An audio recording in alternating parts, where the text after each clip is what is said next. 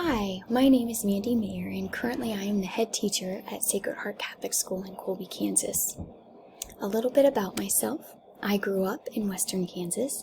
I graduated from Fort Hays State University with my teacher ed degree. I have been married for 11 years to my wonderful husband, and I have 3 great children: Thomas, who will be a 5th grader, Andrew, who will be a 4th grader, and Emma, who will be in 2nd grade this year. Prior to my current position, I have taught kindergarten for 15 years. Loved every second of it.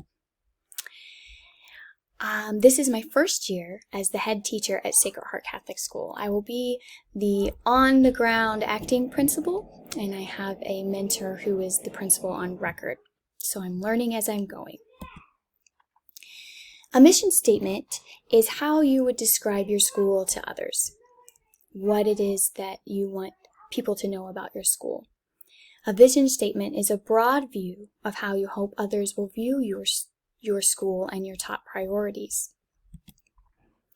The role and importance of the mission and vision statement is it helps keep schools focused on its core purpose, and it acts as a guide when making key decisions. Vision statements and mission statements work together by providing an overall view of the school's values and objectives. The mission statements help show how your school is going to achieve these goals and vision. Schools need both vision and mission statements to show their community what their values and beliefs are. When developing a mission and a vision statement, it's important that you do some key things. First, you need to solicit input from all the stakeholders, from the teachers, the parents, the community. Find out what is needed and what they feel is important. Then you'll take that data and you will collaborate with your school leadership team to draft a vision of what you think what it looks like. After that, you'll present it to the staff for all the staff to review, for review and revisions, and again, asking their input to guide it so that you can get buy-in from all that are there. And then finally, you'll unveil it to all stakeholders and use it as a guide for the next 3 to 5 years. This was something that I found important, that it needs to be revisited, because sometimes I feel like you create it and then it's just there. But your needs change, and so that was important to be able to use it just for a little bit and then go through the process again to make sure it still is what you need. Characteristics of a good mission statement. They're academically focused. Academics should take priority because obviously that's our goal as educators, is to provide our students with the academic foundation that they need to be successful later on in their lives. The objective needs to be clearly expressed, clear language so that everyone can understand. Your community members, your parents, all of those. Sometimes we get into education speak and we use fancy words and they don't really mean anything to anybody but us. The mission statement needs to be clearly displayed in multiple places throughout the school, and also in any communication that you send out. So in your newsletters and on your websites and your social media, it should be something that is there so that everyone can see and know it. It should also be present in the classroom. It should drive instruction. So everything you do, you can tie back and make sure that it follows and is good for your mission. And lastly, actively modeled by the school administration, so that, again, from top to bottom, everyone knows the mission and believes in it and has bought into it, and so that all that they do, the decisions that are made, the focus is guided by that mission that you have created together.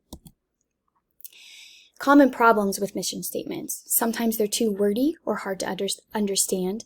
Again, there's that education speak that sometimes we think sounds so great, but really it's just a bunch of words that don't mean anything to anybody else. Sometimes a problem would be that there's no buy-in or follow-through. So either somebody created it and no one either understands it, or they just don't think it's the right thing for your school. So there's no buy-in from the teachers or from the staff, from the parents. Or there's no follow-through, meaning you created it because it was a task that you needed to do for your accreditation or something else, and then that was it. It was set on a shelf and not really looked at until the next time you had accreditation.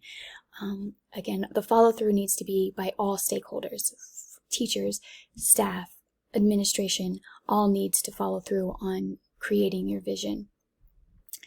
And then again, failure to create a shared vision would be another problem. If it's not something that all can believe in and get behind, then it's not going to be correctly utilized. Thoughts on our mission statement. Our mission statement at Sacred Heart is preparing minds for tomorrow and souls for eternity. I really like this mission statement. It's very easy to understand our purpose and what we're doing. It's visible throughout our schools. Right when you walk in the entryway to our school, it's right there at the front. And then the teachers have it in their classroom, and it's in the hallways. It's all throughout our building. Teachers, staffs, and parents know and are able to tell us what our mission statement is. Again, in the past, they've done a great job of getting that out there so that they know. I think that it's simple enough and it's understandable for all, not just educators. Our goal is to help our students prepare their minds in learning environment that they're able to use and give them skills that they're able to use to be lifelong learners. And then since we are a Catholic school, it is important that we focus on our faith as well. So this mission statement orientates us to our goal of not only the academic success, but also sharing and learning of our faith for our students, which is very important to our school.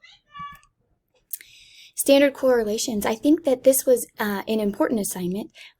It opened my eyes to the importance of a mission or vision statement, and that the buy-in and the having everyone on the same page.